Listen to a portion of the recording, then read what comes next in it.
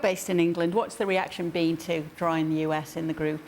I think in general, most people think, oh, look, we got the easy group, right? But the little graphic there shows that the US undefeated against England in World Cup play. I'm sure that's very statistically significant sample there. But I mean, yeah, on paper, they are favorites. They're hot favorites. But I've said so long, I think it's a toss-up for second place on paper. But never underestimate the ability of favorites of big national sides, including England, to go and screw things up in tournaments. You can always look. Not to say that the US do not have a chance to get out of this group. They do. And on any given day, you know, for example, in the Euros last year, Scotland went down to Wembley and got a 0-0 draw, battled away. Didn't look like winning, but that was probably about as much as they could get out of it. So you can get results. I think England would have to have a bad tournament. We haven't really seen that under Gareth Southgate.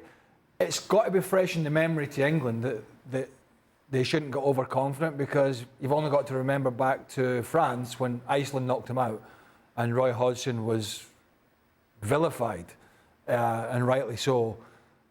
So, yeah, I didn't quite get when Greg Berhalter was talking about the uncertainty within the England squad. There is no uncertainty. They have a manager that's going to be the manager come what may when the World Cup starts. He's pretty steadfast in what his squad is, with a few younger fringe players maybe throwing their cap in the ring. But that's a pretty, whether we think Southgate's the man or not the man, or they're a little bit, you know, pedestrian with the players that they have and they could play better.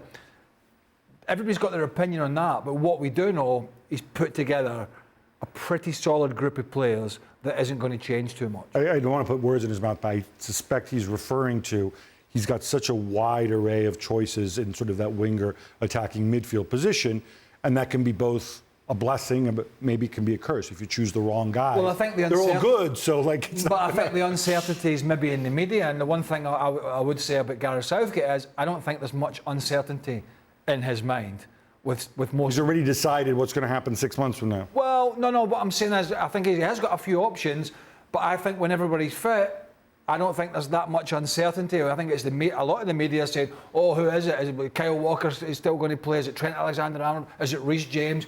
That's all very well. We can sit and talk about these for 24 hours. I think he knows pretty much when they're all fit, whether we agree with it or not, what he's going to do. He's got at least 17 or 18 names written down already.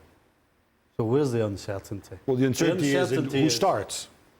Right? Well, I think he knows who starts. Yeah, well, I think he pretty much knows. How did he take advantage of that? And I don't think it's a huge problem if players get injured in these positions that they're supposed to be maybe 2 or 3 for that position that are giving him a headache, then the next one steps up. I think in his mind, the England manager, he's pretty clear about what he wants. Is it an interesting matchup for you, though, especially that it falls second in the group games, England and the USA?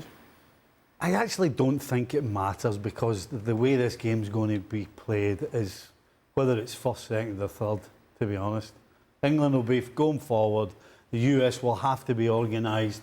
They'll have to know all their jobs. And he said right at the end of the interview, but we're going to have to be aggressive. That means that when they actually get the ball, then they have to open up and go forward.